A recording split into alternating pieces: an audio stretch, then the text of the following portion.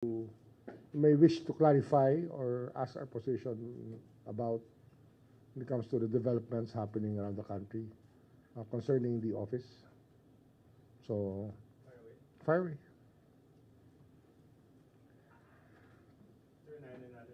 Medyo obvious, no? Yung recantation, sir, nung 3 of 8, no? Do we Okay. know kung sino na itong apat na to? For sure. Alam niyo. I think we know. Ito lang sasabihin ko dyan, no? They executed 2 affidavits already. And the first affidavit was the 18 of them signing the same statement, which of course we found deficient. But still, consistent with the affidavit, these 8 people issued individual affidavits in front of our people here in the ombudsman. The assistant ombudsman were present when they did that, and they were asked questions about answering the questions freely with their own free will. I think that it's very clear that they were very comfortable signing the affidavit at the time.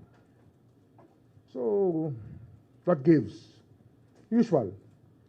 Ito yung punto na we should look at the lawyers again on the role of lawyers in our society. Kasi, lawyers, you're supposed to defend your client to the very end. Tama yan. Pero, when you start obstructing justice and start coming up with schemes to frustrate the ends of justice, then you become complicit in the crimes committed. Kaya, mabigat yan. And we will make sure that Attorney Baligod will be there to answer questions, even before the court. And of course, we know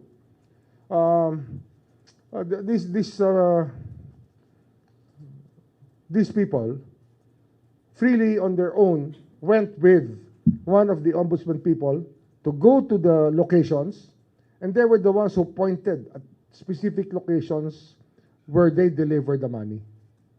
Oh, meron yan. So, we will ask them who were their lawyers, and we will ask the courts to discipline them when the time comes, when the proper time comes. I think we've had enough of these antics of the lawyers, no? Enough antics. And if they think that it's the same thing over and over again, that they can just play hardball with us while violating their code of ethics, then watch out. We will not let it pass. Hindi namin palalampasin to. It's up to them. If they really want to fight it out that way, dirty, then we will just go to the Supreme Court and ask them to be defrocked and to be taken out of the role of attorneys. Sir, sinong lawyer po yung nire-refer nila? No, I don't know. We will ask to whom it may be concerned. Okay. Whoever they are. Kahit sino pa sila. Sir, just a couple of more, no? Direct na. May allegation na somebody from the ombudsman, I don't know who, hindi naman nakalagay din sa affidavit, no? Na may prepared statement, he was threatened to sign it. Just that allegation, sir, your comment, please. Yun nga, sinabi ko nga eh. Meron din naman kami recording eh. Okay. Ng lahat eh. Nung nangyari eh. May recording kami ng lahat. Kaya, okay lang yan. Kasi nga, some lawyers think that it's still the same old days, that they can frustrate the ends of justice that way. We will not take it sitting down. Lalabanan namin sila hanggang dulo. We will identify them and make sure that they get dropped from the role of attorneys. Sir, just last. Play dirty, then you have to face up to the consequences of playing dirty with us. With the Filipino people, ha? Hindi lang kami. Taong bayan yan. Sir, last na lang. What is the legal status po of the counter affidavits? Because basically, the way... No. The counter affidavits are there for us to use. The affidavits are there for us to use, and we will use them. Okay. And if they want to recant it, so be it. But it will be in court already. Okay. Sir, does it weaken or strengthen your case against the speaker?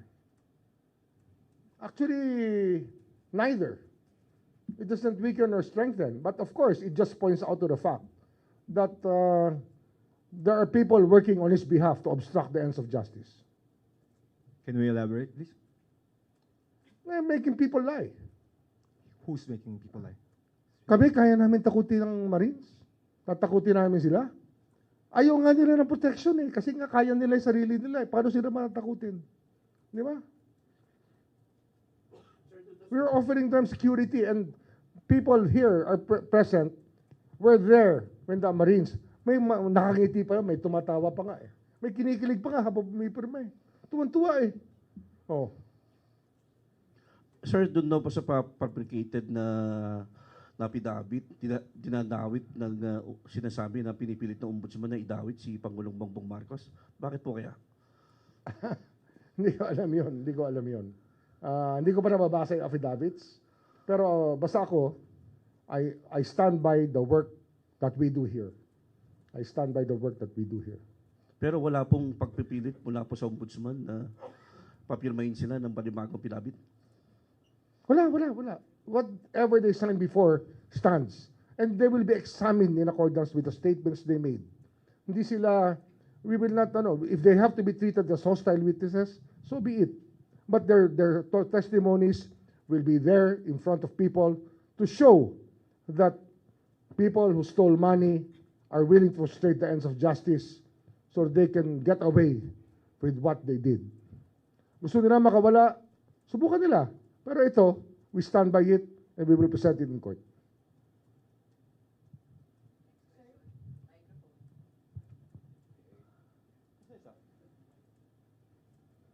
Mike.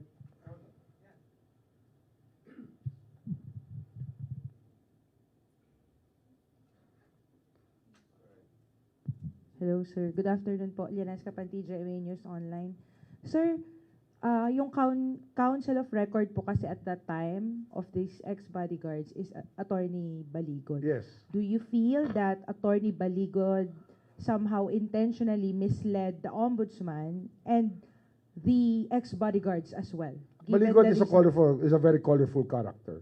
That's what he is. I mean, from the PDAF days, you do your research on what Mr. Baligod did during the PDAF cases of Napoles. Pag-aralan nyo. Colorful meaning, sir, he's not always he's in good faith? Pag-aralan nyo yung ginawa niya. You do your research, I'm telling you, about what he did in the PDAF cases.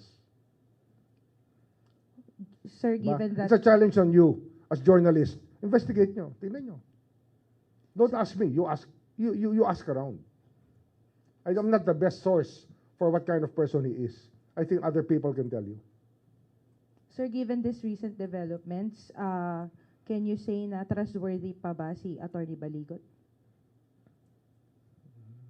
Was he ever? Okay. Sir, i-ano ko lang, sir, yung second question ko po. Asking confirmation lang po if indeed the Ombudsman filed 9 counts of graft against Congressman Noel Rivera of Tarlac. Yes, we did. Flood control cases Yes. po ba ito? Conflict of interest. May kasamang flood control. Conflict of interest, sir, as to why? Meron ba siya... Contractor. Meron siyang sariling construction firm na nanalo ng Contractor. may government contract? Contractor. Okay, sir. Thank you po.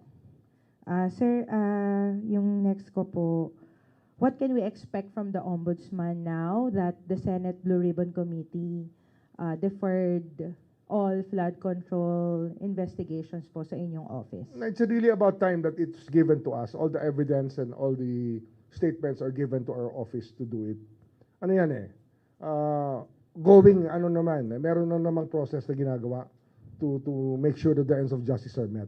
And we're doing it. We're here every day. Kahit kahapon, walang pasok lahat, andito kami. Pumapasok kami, nagtatrabaho kami. Will this speed You up? were here. I think you know that. Oh. Will this speed up the filing of cases po before the Sandigan Bayan or any Yung other ano, lower courts? Yung Kayo, since Ombudsman na lang po yung mag-investigate, mas speed up po ba yung filing of cases? Well, it was a big help when the Senate was giving us the evidence. But I think that we have learned our way through already. Ano na kami? We're almost 10 months in office. Almost 10 months na kami. By, was it Monday? Ano ba ngayon? Monday ba? Oh, I was appointed 10 months ago on Monday. So that should be by that time, our learning curve is still there already. Natutunan na namin yung, yung dapat matutunan dito. Sumandal. Sumandal. Opo. Maraming malalaki likod dyan. Sir, update lang po on the Ombudsman's bid to enlist former Public Works Chief Manny Bonoan as state witness. Tuloy po pa po ba yun? We are still, he will be our witness. And we will act on the proper time. We're not frustrated by that. It's okay. It's something that the court, in its exercise of discretion, may not grant to us immediately, but it will happen. Yes, ang MR kami. Tsaka, hindi, he will still be a witness for us. He will cooperate with the government. Sir, meaning regardless kung ma-discharge siya dun sa existing cases, I think that's pwede pa rin siyang maging pwede pa rin witness sa naman. iba? Hindi naman sa regardless. We still want him to be given a special status kasi nga, he's a cooperating witness. I think that it's very common in criminal law to have cooperating witnesses treated better than others. Sir Camille po from TV5. Sir, balikan ko lang po yung kay Martin Romualdez. I believe, sir, na you mentioned na po before na isa rin po sa mga pinagbasehan no, para dun sa application po ng PHDO against Romualdez, yung naging affidavit nga po nitong 18. Among others. Among Among others, sir. others. I mean, that's not the only evidence that we have. Marami kami ibang ebidensya pa. Pero sir, ano lang po yung assurance sa public? Kasi baka po isipin nila na, ayan na, nag-recant na yung iba, baka naman hindi na tatayo Ang recantation ito. is frowned upon by the courts. That is the way that the courts are supposed to treat recantations. Especially, ito nga, twice na nag-issue ng testimonies against Romualdez, itong mga to. Kaya, when we bring them up as hostile witnesses, makikita nyo naman lalabas namin sila as hostile witnesses. Sir, what will happen doon sa apat na since nag-recant sila, itong affidavit ay They'll be dadalhin charged. ba dito? They'll be charged. What charge, sir? To be part of the, as part of the, we will do it. We will, as one of the accused. Na-charge namin sila. In which case? That's sir? natural. That's natural. Kasi nga, kaya nga hindi sila chinarge. Kasi nga, tumitestigo sila. Pag hindi sila tumestigo, di charge namin sila. O co-accused na sila. Co-accuse sila ni Martin Oh, Romualdez. magiging co-accused sila. Meron silang In what particular accessories. case, sir? Accessories after the fact. Covering up. Pinagtatakpan nila. Oh. Ano? Di ba? Kung ano ang nagpalit sa kanilang isipan, kayo na mag-usga. Alangan naman ako magsabi kung ano nangyari dyan. Sir, na-interview din po itong si Attorney Baligod sa Las Piñas Court kasi nag-post sila ng bail doon sa kaso po na final po ni na Representative De Lima. Sa interview po sinabi ni Attorney Baligod na itong apat daw po ay inamin, yung may ilan daw po doon sa kanila na umamin na inaalok nga daw po ng pera para nga bumaliktad.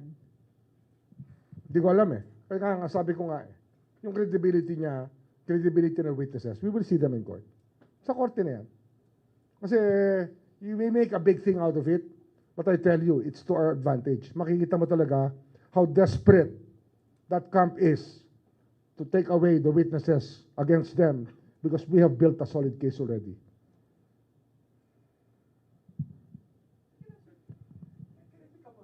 Oh, Okay, you're referring to a camp that is yes. taking away the The camp witnesses? of the accused. Sir, sa'yo naman galing, sir. The camp of the accused. You know what we're talking about? So you think... The camp of former Speaker Romualdez, his lawyers, his strategists, his advisors, yung mga tumutulong sa kanya, kasama na yan. I wish I could give the other names, but wag muna. Saka na natin sabihin yung mga ibang pangalan. Kumaga, they're chipping away the... Oh, they're evidence. trying to do it. Yeah. They're trying to do Okay, it. okay. They're desperate. Sir, just to clarify, you're saying po na posible na ang kampo po ni na Martin Romualdez ang nasa likod sa pag-recant Siyempre, ng apat? siyempre. Sino pa? Sino pa? Sino pa ba ibang makikinabang dyan pag nag-recant yan? O, di ba? O.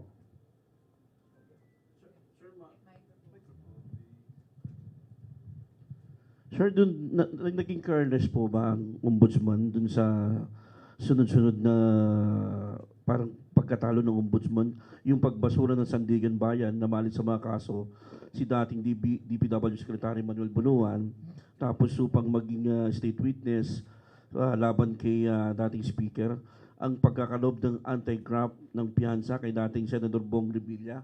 Oh. Tapos itong pag-atras ng Meron na bang final decision? wala pa naman. Pero may effect. So tanong ko sa iyo, pag may wala pang final decision, Yes, sir. ano 'yon? This is a long war. And it's only a battle. And it's not even finished. Those battles are not even finished yet. Marami pa yan. Marami pa kami paglalabanan dyan. May epekto po ba yun, Secretary? Sir, dun sa sa tumatakbong kaso ng ombudsman laban sa flood control? Anong epekto? Anong tanong yan? What question is that? What's your question? Next question. Thank you, sir. Thank you. Sir, so sa madaling sabi lang ano po sa para sa mga Parang ordinaryo. kargado kasi. Hindi, parang kargado lang. Parang gano'n lang. Anyway, sir, sa madali lang maunawaan ng mga kababayan natin dahil pumutok nga kagabi yung recantation issue na to. So ibig sabihin po nito, paninindigan ng ombudsman yung pong mga nauna nilang sinabi at Paninindigan namin. doon. At mayroong maglalabas kami ng testigo na sa lahat ng pangyayari sa pagpirma ng mga affidavit. So yung recant nila ron, sir, bahala na po sila kung sa korte po nila gagawin yun. Mm. Alright. Thank you, sir. Ah. Ombudsman,